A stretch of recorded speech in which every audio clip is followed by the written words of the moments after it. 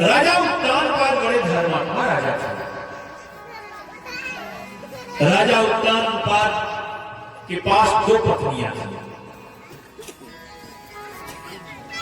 एक पत्नी का नाम था सुरुचि और एक पत्नी का नाम था सुनीति। राजा उत्तानपाद सुरुचि से प्रेम ज्यादा करता था, सुनीति से प्रेम कम किया करता था। और ये जानते हैं कि कथा कितनी सुंदर है। ये जितनी कथाएं हैं सब हमारे आपके अंतर जीवन की ही कथाएं हैं। राजा उत्तानपाद दो रानियों में सुरुचि और सुनीति में सुरुचि से ही ज्यादा प्रेम करता था और सुनीति से कम प्रेम किया करता था। और दोनों रानियों को एक एक पुत्र थे। सुरुचि के पास भी एक पुत्र था जिसका नाम था उत्तम कुमार और सुनीति के पास भी एक पुत्र था जिसका नाम था ध्रुव।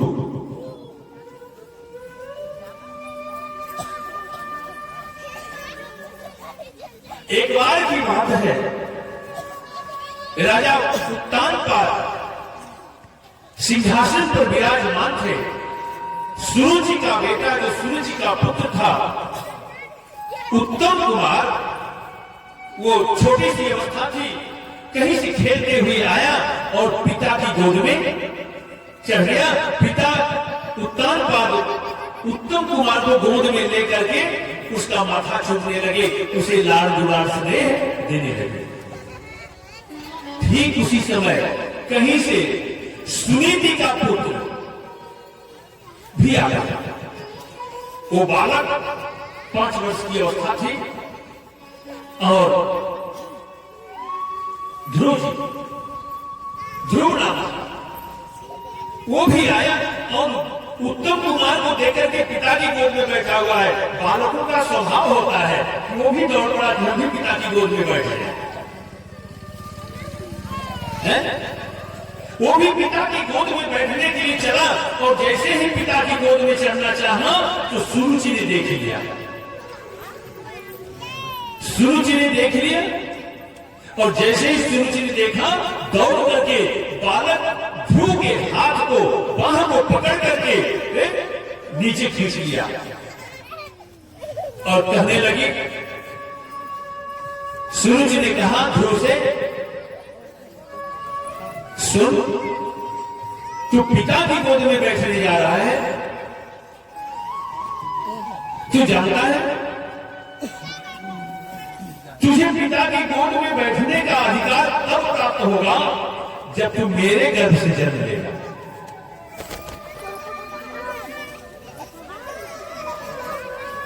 जब तू मेरे गर्भ से जन्म लेगा।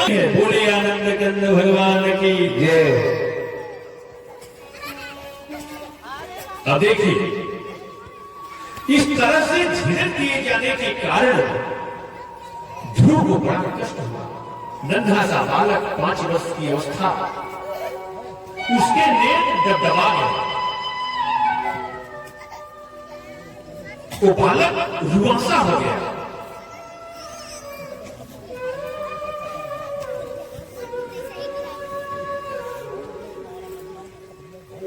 और जानते हैं ये कथा राजा उत्तानपाद कौन है?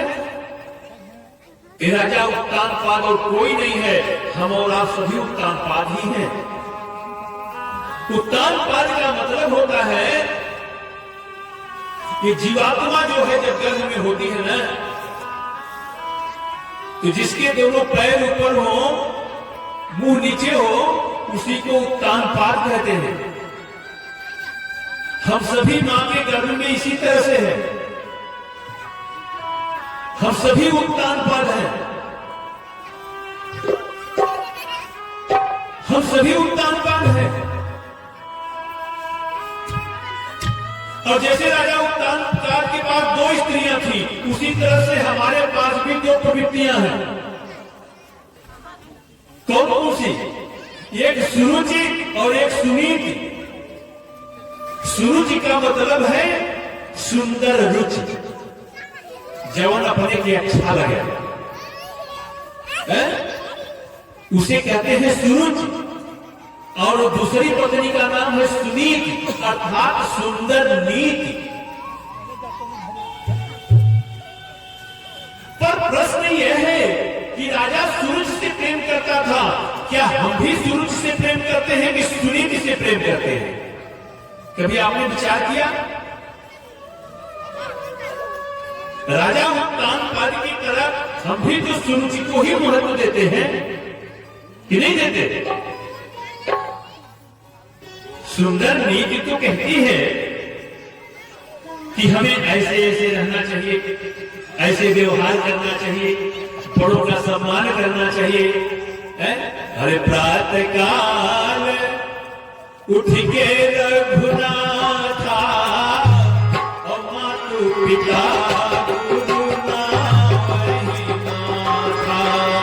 प्रातः काल उठ के रघुनाथा मातु पिता गुरु नाहि माथा। नीति कहती है कि सुबह सुबह उठ करके हमारा ये नीति कहती है कि सबसे पहले माता पिता गुरु के चरणों में प्रणाम करिए।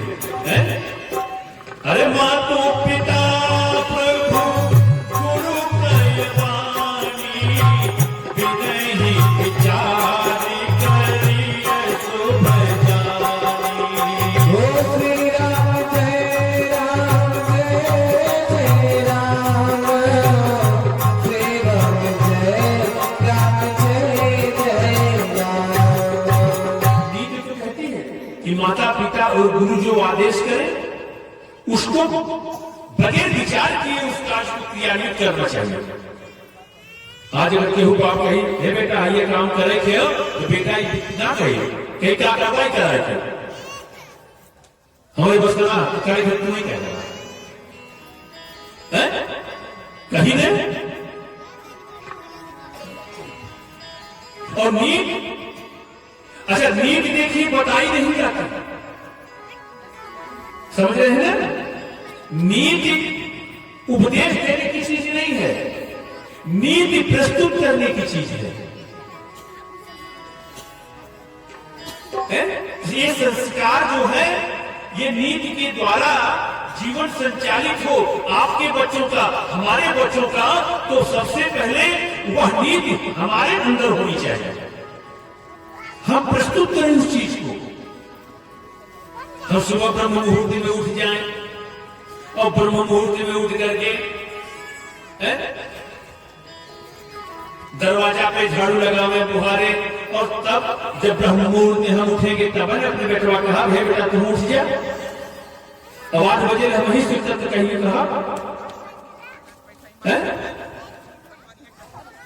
एक बात जान लीजिए, ब्रह्म का दर्शन वही कर पाएगा जो ब्रह्म मुहूर्त में जागेगा। जिसने ब्रह्म मुहूर्त को नहीं देखा वो ब्रह्म का दर्शन क्या कर पाएगा? ब्रह्म का दर्शन वही प्राप्त करेगा जो ब्रह्म मुहूर्त को देखेगा। अच्छा कितना जने ब्रह्म मुहूर्त के देख पाएंगे?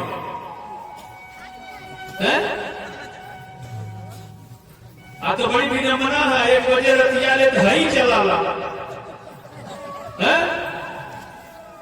सबका ऐसे ऐसे चलाला 12:30 बजे 1 बजे तो ब्रह्म मुहूर्त गया आगे, सूर्य निकल गए तब चिल्लाए अरे उठता न।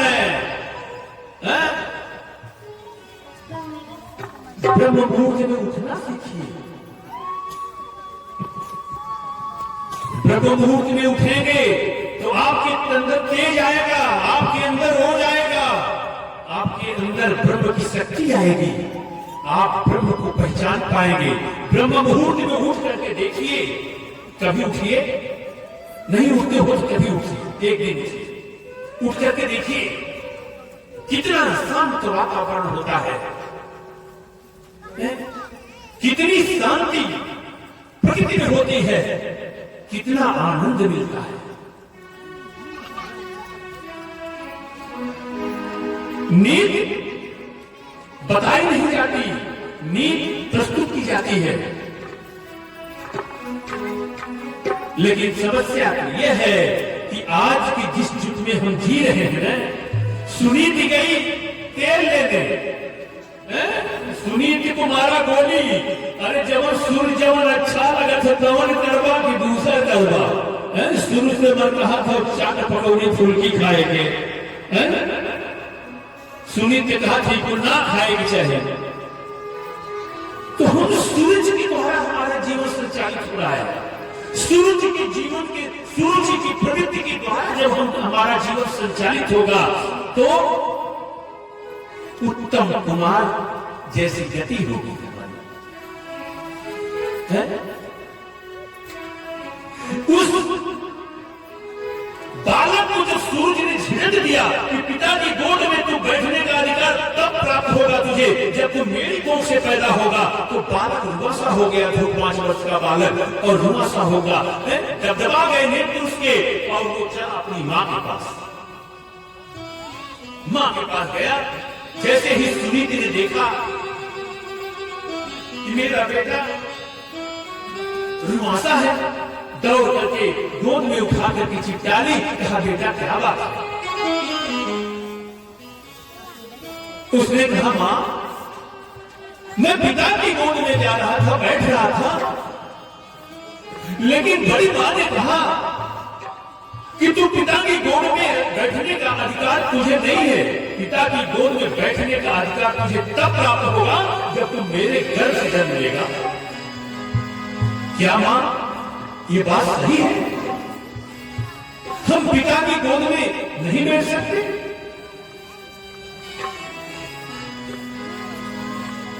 सुनीति ने कहा बेटा दुर्भाग्य तो यही बात, हमारा दुर्भाग्य है कि लोग हमको महत्व नहीं देते। लेकिन बेटा तू चिंता मत कर, बेटा आप कल्पना करिए ये सुनीति क्या कह रही है जो सुमित्रा, अम्बा सुमित्रा जी ने कहा था लक्ष्मण से। लक्ष्मण से क्या कहा था? जिस समय राम जी वन को जा रहे थे, उस समय जब लक्ष्मण जी आए और उन्होंने कहा भैया हम भी आपके साथ चलेंगे, तो राम जी ने कहा लक्ष्मण इस समय तुम जानते हो भरत ननिहाल में है शत्रुघ्न के साथ, और पिताजी चेतावस्था में है। भैया लक्ष्मण तुम यहां रह करके अयोध्या में माता पिता गुरुजनों की सेवा करो। भैया तुम भी अगर मेरे साथ चलोगे तो अयोध्या अनाथ हो जाएगी। लक्ष्मण ने सीधे कह दिया कि भैया मैं माता पिता गुरु किसी को नहीं जानता, कौन पिता कौन माता कौन गुरु मैं किसी को नहीं जानता, मैं आपके साथ चलूंगा। तब राम जी ने जब देखा कि लक्ष्मण मानेगा नहीं, तो उन्होंने कहा ठीक है जाओ अपनी मां के पास और उसे विदा मान लो। लक्ष्मण जी दौड़ते दौड़ते गए सुमित्रा मां के पास और उनसे पूछा मां, सुमित्रा मां ने कहा कहो लक्ष्मण क्या बात है? लक्ष्मण ने कहा मां भैया वन को जा रहे हैं राम। लक्ष्मण ने से कहने लगी सुमित्रा ने कि अगर राम वन को जा रहा है तो तू यहां क्या कर रहा है? लक्ष्मण ने कहा मां भैया ने कहा जाओ मां से विदा मांग करके आओ। सुमित्रा अम्बा ने क्या कहा था मालूम है? सुमित्रा अम्बा ने कहा लक्ष्मण अगर राम ने कहा कि जाओ मां से विदा मांग करके आओ तो तू अगर सीता माता के पास चला गया होता तो मैं जान जाती कि तू अपनी माता को पहचानता है। हरे लक्ष्मण तू इस हाड़ मांस की शरीर को मां मान रहा है, तू जानता है मेरी असली मां कौन है? अरे ताकत तुम्हारी अरे मां तू भय दे पिता राम सब भांति स्नेही। श्री राम जय राम जय जय राम, श्री राम जय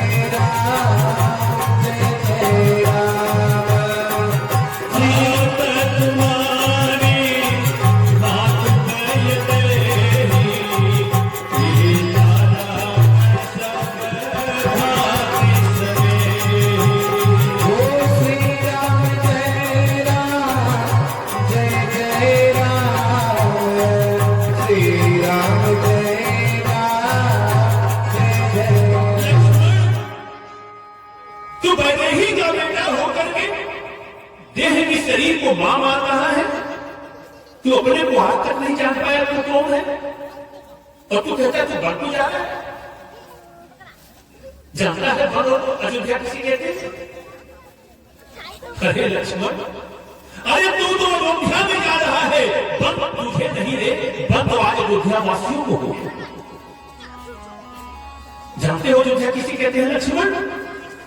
अरे अवध तहां जह अरे राम निवास, और तही दिवस जहां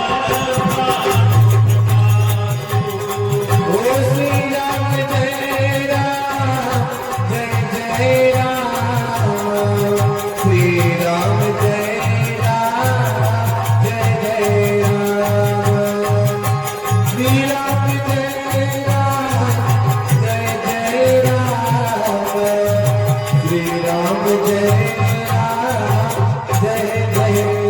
सुमित्रा ने कहा लक्ष्मण ये तो तू भाग्यवान है, अरे तुम्हारे ही भाग्य राम बन जाही। तुम्हारे भाग्य राम बन जाए। और कोई कारण नहीं है राम के बन जाने का, तेरे भाग्य के कारण राम बन को जा रहा है, जिसे तुझे 14 वर्ष उनकी सेवा करने का तुझे अवसर प्राप्त हो। लक्ष्मण इतनी बड़ी भूल न कर। लक्ष्मण मां के चरणों में गिर पड़े। उन्होंने कहा कि मां, अब मैं समझा कि भैया ने मुझे क्यों कहा था जाकर के मां से विदा मांग करके आओ। विदाई कुछ देकर के दी जाती है। मां, आज आपने जो दिया मैं धन्य हो गया, जो मंत्र आपने दिया मैं गदगद और निहाल हो गया। आप देखिए 5 वर्ष का बालक ध्रुव जब अपनी मां से कह रहा है मैं पिता की गोद में बैठने का अधिकारी क्यों नहीं हूं, तब सुनीति ने क्या कहा? उसने कहा बेटा तू इन साधारण पिता की गोद में बैठने के लिए नारायण क्यों है? बेटा अरे तू परम पिता की खोज कर बेटा, परम पिता की गोद में बैठ जहां से कभी उतारना ही ना पड़े। है? साधारण पिता की गोद तो आती जाती रहती है, तू परम पिता की खोज कर बेटा। ये सुनीति कह सकती है सुमित्रा अम्बा की तरफ से। सुनीति ने कहा अपने 5 वर्ष के बाद, बेटा तू चिंता न कर, तुम परम पिता की खोज कर, परम पिता की गोद में बैठ। वो 5 वर्ष का बालक मां से प्रेरणा लेकर के चल दिया जंगल की तरफ, और रास्ते में श्रीमन नारायण नारायण नारायण, श्रीमन नारायण नारायण नारायण, श्रीमन नारायण नारायण नारायण, श्रीमन नारायण नारायण नारायण, श्रीमन नारायण नारायण नारायण, श्रीमन नारायण नारायण नारायण, श्रीमन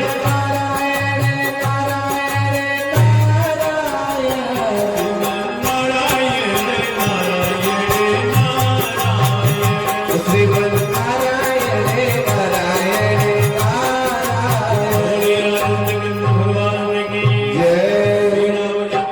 श्रीमन नारायण नारायण का कीर्तन करते हुए नारद जी का आगमन हो गया।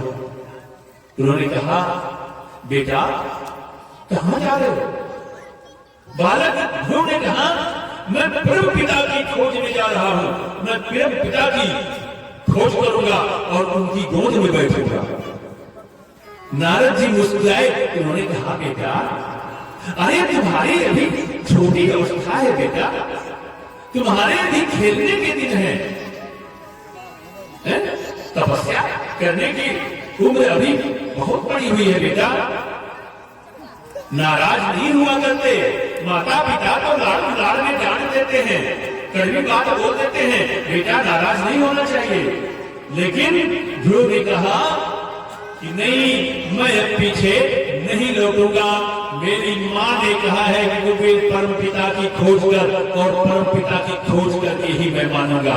जब नारद जी ने इस तरह की बात ध्रुव के मुंह से सुनी तो नारद जी ने तब उन्हें मंत्र दिया, कौन सा?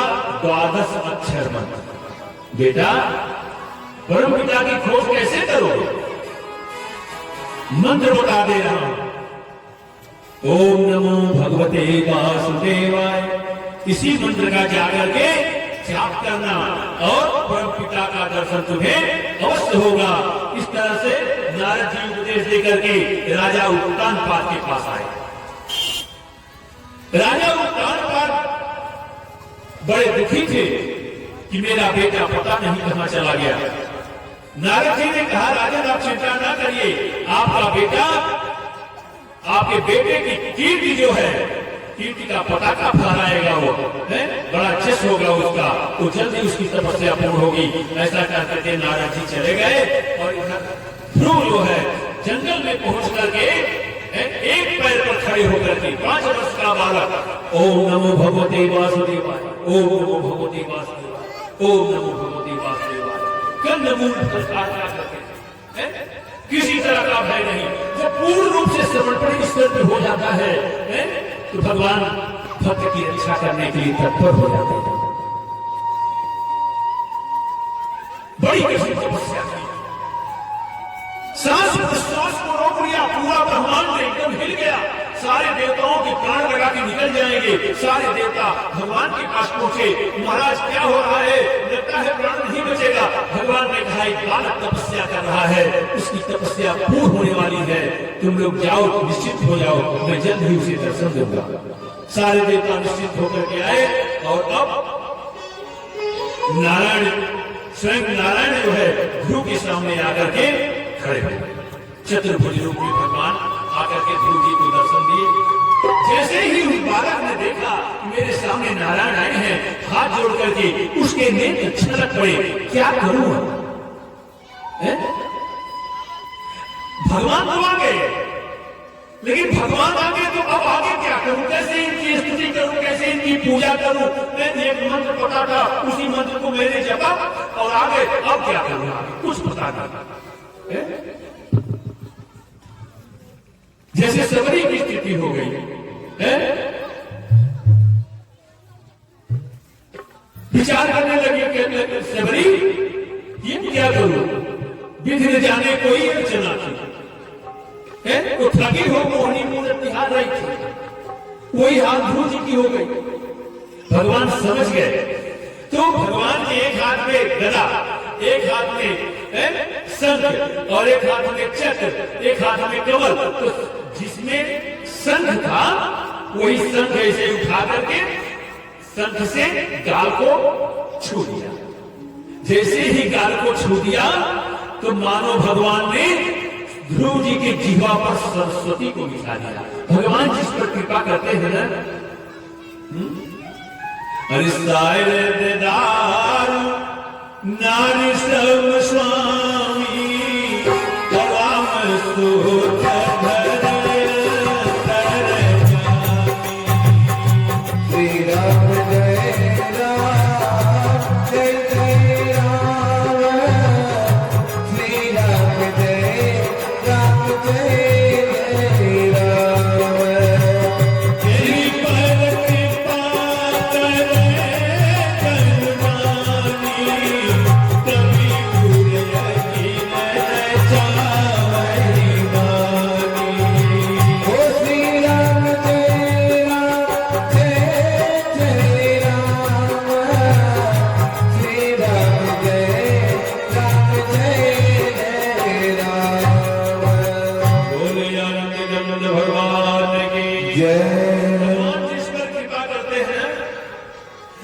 जिह्वा पर सरस्वती का नृत्य करा देते हैं। उसके जिह्वा पर सरस्वती नृत्य करने लगती है, सरस्वती बोलने लगती है। भगवान की ये कृपा का प्रभाव। जैसे ही स्पर्श किया गाल को शंख के द्वारा, ध्रुव जी के जीवा पर सरस्वती विराजमान हो गई। दोनों हाथ जोड़ करके बड़ी भावभीनी स्तुति करते हैं ध्रुव जी महाराज। भगवान की चरणों में गिर पड़े। भगवान ने उन्हें गोद में उठा लिया, ध्रुव को गोद में उठा लिया। क्या माथा सूखा और कहा, बेटा मैं तुमको वो पल दे रहा हूं जिस पद पर आज तक कोई नहीं पहुंच पाया और भविष्य में वो इस पद पर कोई पहुंचे नहीं पाएगा। वो पद तुझे दे रहा हूं और तू जा पृथ्वी पर तू राजभोग, और जब राजभोग करके तू वापस आएगा तो तुझे वही पद जो अटल है, जो जिस पद से कभी नहीं उतरना पड़ता, वही पद तुझे प्राप्त होगा। बोले आनंद भगवान जय। भगवान अंतर्धान हो गए। ध्रुव जी आए। जब ध्रुव को पता चला उत्तानपाद को कि मेरा बेटा तपस्या करके वापस आ रहा है, तो अगवानी करने के लिए आए। बड़े धूमधाम से उसकी अगवानी हुई। जब ये सयाने हो गए, उत्तानपाद का चौथा पद आया, तो उत्तानपाद अपने पुत्र ध्रुव को राज्य देकर के जंगल में तपस्या करने के लिए चले गए। ध्रुव जी का जब राज्य आया, इन्होंने 36,000 वर्ष तक राज किया। ध्रुव जी पृथ्वी पर 36,000 वर्ष तक राज किए। एक बार इनके भाई जो सूर्य का बेटा उत्तम कुमार था, युद्ध में यक्षों ने मार डाला, उत्तम कुमार का वध कर दिया। भाई का बदला लेने के लिए ध्रुव जी महाराज बड़ी भारी सेना लेकर के उत्तर दिशा में यक्षों के राज्य पर जाकर के आक्रमण किया और यक्षों का संहार करने लगे।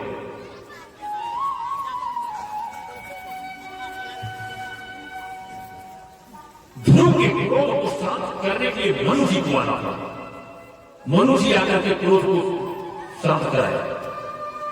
तब ध्रुव अपने क्रोध को शांत किया।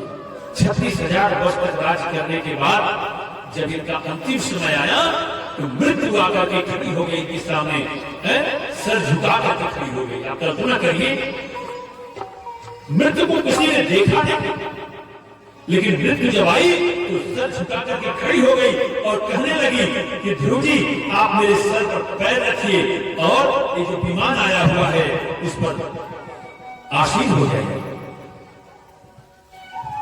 ऐसी गति मिली। ध्रुव जी मृत्यु के सर पर पैर रख करके विमान पर सवार हो गए, लेकिन उनकी आंखों में आंसू आ गया। उनकी आंखों में आंसू आ गया। भगवान के पार्षद जो आए थे विमान लेकर के, उन्होंने कहा, ध्रुव जी, आप उस जगह जा रहे हैं जहां तक आज तक कोई नहीं पहुंच पाया, और आपकी आंखों में आंसू। ध्रुव जी ने कहा, मुझे अपनी चिंता नहीं है, मुझे मेरी मां की याद आ रही है। आज मैं उस पद को प्राप्त किया हूं तो अपनी मां के कारण। मेरी मां ने मुझे प्रेरणा दी थी। तब भगवान के पार्षदों ने कहा, ध्रुव जी, आगे वाला विमान पर आप दृष्टिपात करें, सबसे पहले आपकी मां को ही विमान पर चढ़ाया गया। बोलिए आनंद भगवान जय।